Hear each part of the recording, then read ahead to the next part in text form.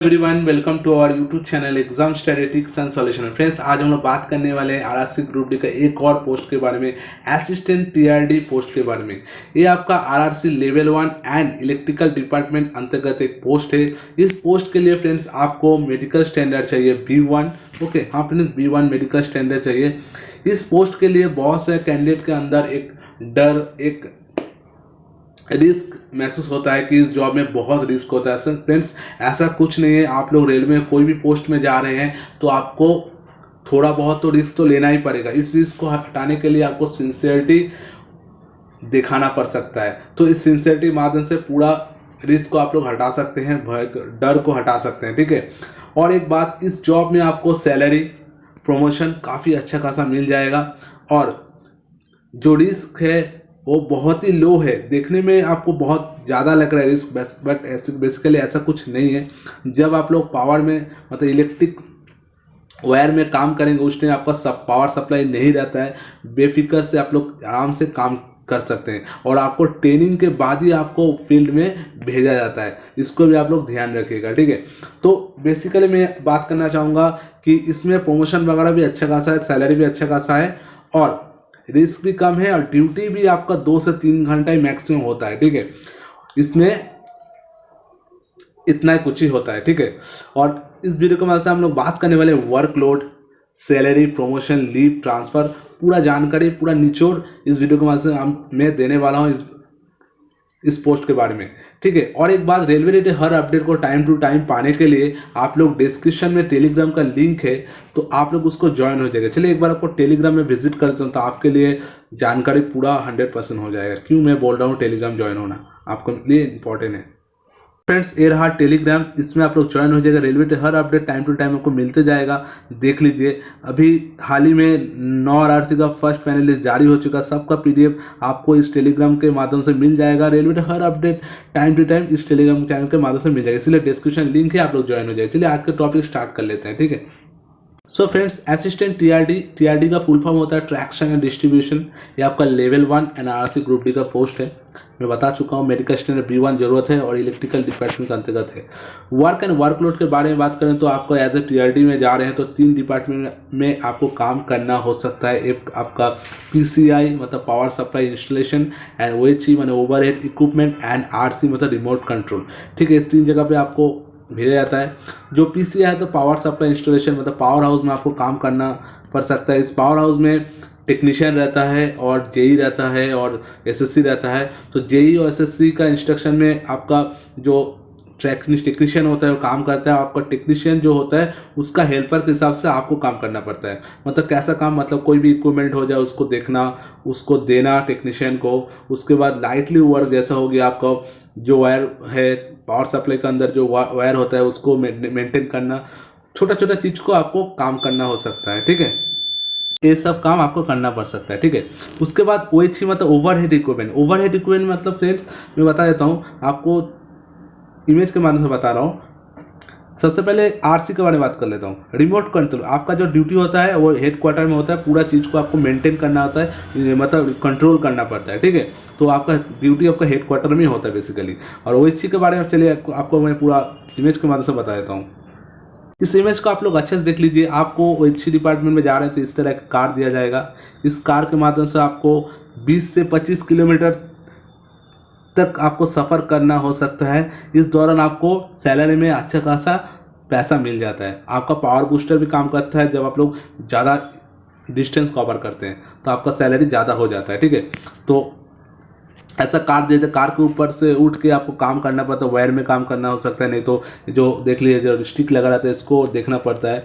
तो ये सब काम आपको करना पड़ता है क्योंकि आप एज ए हेल्पर के हिसाब से काम करते हैं। जब आप लोग इस काम को करते हैं तो आपका ग्रुप में 18 से 20 मेंबर हो जाते हैं। इस दौरान आपको छुट्टी वगैरह भी काफ़ी इजीली मिल जाता है। ठीक है। क्योंकि मैन पावर ऑलरेडी ज़्यादा होता है। और इसमें आपको एज ए हेल्पर हिसाब से काम करना है, कोई दिक्कत नहीं है। इसमें आपको टेक्नीशियन वगैरह रहता है, SSC JE रहता है, तो आप लोग आराम से इस जॉब को कर सकते हैं। इस जॉब को करने का टाइम आपका जो पावर सप्लाई वो कट किया जाता है तो आपका रिस्क 100% से 0% हो जाता है। ठीक है। इस चीज़ को आप लोग ध्यान रखिएगा। देखिए इस इमेज के माध्यम से पूरा आपको देखने को मिल रहा है कैसे काम करना पड़ रहा है। के बारे में बात करें तो लगभग 8 घंटा आपको कार्य करना पड़ता है।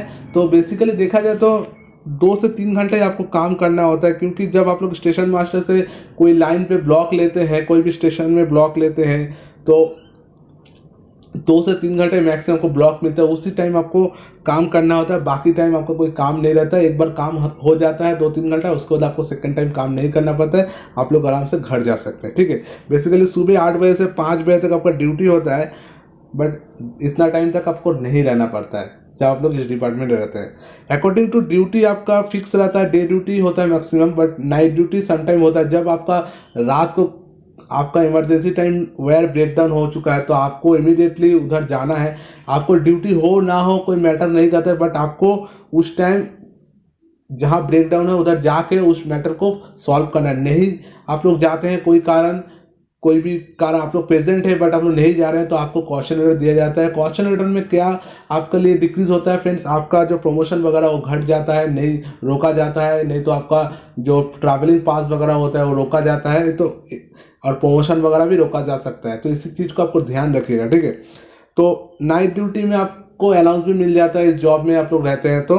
ठीक है, लीव के बारे में बात करें तो बेसिकली वीकली एक रेस्ट मिल जाता है। साल में आप लोग को 10 CL मिल जाता है। इस 10 CL को आपको साल में खत्म करना है, इसमें कोई ऐड नेक्स्ट ईयर में नहीं होता है। LAP आपको साल में 30 मिल जाता है, 15-15 करके। जनवरी से जून के अंदर आपको 15 देखने को मिलता है, फिर जुलाई से दिसंबर तक आपको 15 देखने को मिलता है, मतलब महीना में 2.5 LAP आपको देखने को मिल जाता है। इस LAP को आप लोग जब लोग रिटायरमेंट करेंगे 300 LAP आप लोग रखेंगे तो आपको ढेर सारा पैसा मिलेगा। ठीक है, इसी तरह LAP में भी सेम अप्लाई रूल है।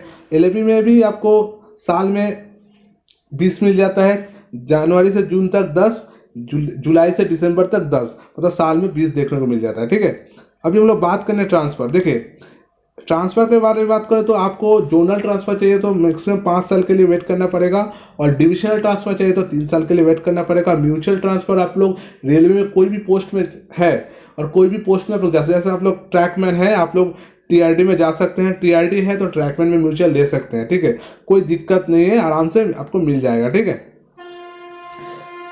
तो फ्रेंड्स प्रमोशन के बारे में बात करें तो एज ए हेल्पर के हिसाब से आपका अपॉइंटमेंट किया जाता है असिस्टेंट TRD में। तो आपका जो फर्स्ट GP होता है 1800 होता है, लेवल 1 अंतर्गत होता है। उसके बाद आपको टेक्नीशियन में भेजा जाता है, 2 से 3 साल में आपको भेजा जाता है। जिनके पास ITI है उन लोग बहुत जल्दी टेक्नीशियन बन जाते हैं, और जिनके पास ITI नहीं है उनको भी टेक्नीशियन मिल जाता है, बट उनका लगभग 3 से 4 साल भी लग सकता है मैक्सिमम, बट आप लोग टेक्नीशियन हो जाएंगे। जब आप लोग टेक्नीशियन हो जाएंगे तो आपको एक पोस्ट दिया जाएगा, नहीं तो फिटर दिया जाएगा, नहीं तो मैकेनिकल दिया जाएगा, जैसे मशीनिस्ट, टर्नर, ये सब पोस्ट में आपको अलग अलग से कैटेगरी में भेजा जाएगा, तो उस हिसाब से आपको टेक्नीशियन बोला जाएगा। ठीक है, उसके बाद टेक्नीशियन 2 आपका GP हो जाता है 2400 और लेवल 4 में चले जाते हैं। इसमें भी आपको देखा जाए तो 2 से 3 साल तक लगेगा। जो टेक्नीशियन 1 जाते जाते आपको लगभग 10 साल तक, असिस्टेंट TRD से टेक्नीशियन 1 जाते जाते आपको लगभग 8 से 10 साल तक लग सकता है। उसके बाद टेक्नीशियन सीनियर टेक्नीशियन जाने में बहुत टाइम लग जाता है, क्योंकि सीनियर टेक्नीशियन का वैकेंसी खाली होने से ही आपको सीनियरिटी बेस में जा सकते हैं, लगभग 5 से 8 साल भी लग सकता है। ठीक है, एज ए रिटायरमेंट टाइम आपको 100% सीनियर टेक MCM बन जाएंगे, कोई दिक्कत नहीं है।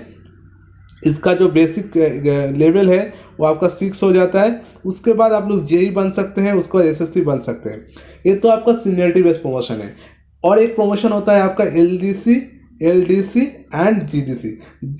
GDC के लिए एक दिन आप लोग जॉब करते हैं, रेलवे में एम्प्लॉय हैं, एक दिन के लिए आप लोग रेलवे का हर तरह का GDC एग्जाम दे सकते हैं। ठीक है, बट LDC आप लोग ग्रुप D में होने से, TRD ग्रुप मतलब असिस्टेंट TRD के हेल्पर हिसाब से रहने से ग्रुप D में, तो आपको LDC देने नहीं देगा। बट आप लोग जब भी टेक्नीशियन जाते हैं तो आप लोग LDC के थ्रू से station master, goods guard, JEE वगैरह बन सकते हैं, बहुत ही आसान तरीके से। ठीक है, अभी हम लोग सैलरी के रिगार्डिंग बात करने वाले हैं। बेसिक पे मैं XYZ कैटेगरी के अनुसार बता चुका हूँ। देखिए एक सिटी में आपका हाउस रेंट आपको 5400 मिलता है, मतलब 27%। वाई सिटी में आपको 3600 रुपया, मतलब 18%। उसके बाद आपका जेड सिटी होता है, उसमें आपको 9%, मतलब 1800 रुपया मिल जाता है। उस हिसाब से मैं आपको सैलरी बताने वाला हूँ। मैक्सिमम सैलरी कितना हो सकता है उसको पहले बताता हूँ, उसके बाद मैं आपको बताने वाला हूँ कितना सैलरी आपको इन हैंड मिलने वाला है। ठीक है, तो इसको आप लोग देख लीजिए। बेसिक पे 18,000 होता है, DA आपका 7,560 होता है, क्योंकि प्रेजेंट टाइम में 42% है। जब हम लोग ज्वाइन किए थे उस टाइम हम लोग का 17% था। ठीक है फ्रेंड्स, 3,060 रुपये मिलता था उस टाइम जब हम लोग 2019 में ज्वाइनिंग किए थे। तो अभी HR है एक सिटी में 5,400, वाई सिटी में 3,600, जे सिटी में 1,800। ठीक है, इसी तरह NH साल में आपको 12 देखने को मिल जाता है, तो मैंने एक NH को हर कैटेगरी में एक करके ले लिया। नाइट ड्यूटी आपको मिलेगा, क्योंकि आप लोग पता चल गया कि नाइट ड्यूटी आपका अलाउंस मिलता है, डे ड्यूटी नाइट ड्यूटी दोनों ही काम करना पड़ सकता है आपको। तो नाइट ड्यूटी मैंने XYZ से इतना ले चुका हूँ। ट्रैवलिंग अलाउंस, एक आपका ट्रांसपोर्ट अलाउंस होता है, एक आपका ट्रैवलिंग अलाउंस। ये आपका ट्रांसपोर्ट अलाउंस आपका एक सिटी में 1200 में पकड़ कर रखा हूँ, इससे ज़्यादा भी हो सकता है, कम नहीं होगा। ठीक है, उसका ट्रैवलिंग अलाउंस, ठीक है, ट्रैवलिंग अलाउंस क्यों दिया जाता है? देखिए, आप लोग 20 से 25 किलोमीटर तक जा रहे हैं, तो इसलिए आपको ट्रैवलिंग अलाउंस 15 मैक्सिमम दिया जाता है। एक दिन का 500 रुपया फुल टीए मिल जाता है, मतलब ट्रैवलिंग अलाउंस मिल जाता है। हिसाब से देखा जाए तो एक सिटी में आपको लगभग कैलकुलेशन करूँगा मैक्सिमम 42,000, वाई सिटी में 40,000 एंड जेड सिटी में 38,000 तक आपको देखने को मिल सकता है। अभी कुछ दशहरा बोनस साल में आपको देखने को मिल जाता है, फिर ड्रेस बोनस आपको साल में देखने को मिल जाता है। कुछ डिडक्शन भी होता है। NPS नेशनल पेंशन स्कीम कैसे कैलकुलेट होता है मैं बता रहा हूँ। आपका जो बेसिक पे है उसको और आपका DA दोनों को ऐड करके उसका 10% आपका NPS होता है। NPS में आपको कुछ देना होता है, सरकार कुछ देता है। इसी तरह आपको हर महीना में 5,500 रुपया जमा होता है। और अदर डिडक्शन जैसे आपका टैक्स हो गया, स्टेट टैक्स हो गया, अदर फैमिली इंश्योरेंस ऐसा वगैरह हो गया, 2,800 रुपया आपका मतलब इस ग्रॉस से माइनस करके आपका नेट सैलरी बन जाता है। ठीक है, और साल में आपको दो DA इंक्रीज होता है 3% 4% के अनुसार। ठीक है फ्रेंड्स, और आपका साल में एक इंक्रीमेंट भी हो जाता है। ठीक है, 3% के हिसाब से, बेसिक पे में 3% के हिसाब से। तो एवरेज सैलरी के बारे में बात करें तो एक सिटी में है तो 34 से 36, इससे ज़्यादा होगा। वाई सिटी में 34 से 33 तक इतना हो सकता है। जेड सिटी में 32 के आपको मिल जाएगा। तो मैक्सिमम तो आपको 32 के ऊपर ही मिलेगा, कम नहीं मिलेगा इस जॉब में आप लोग जा रहे हैं तो। इसी तरह कॉम्पैक्ट वीडियो आपको चाहिए तो चैनल को जरूर सब्सक्राइब करके बेल आइकन जरूर क्लिक करके रखें। ठीक है फ्रेंड्स, हैव ए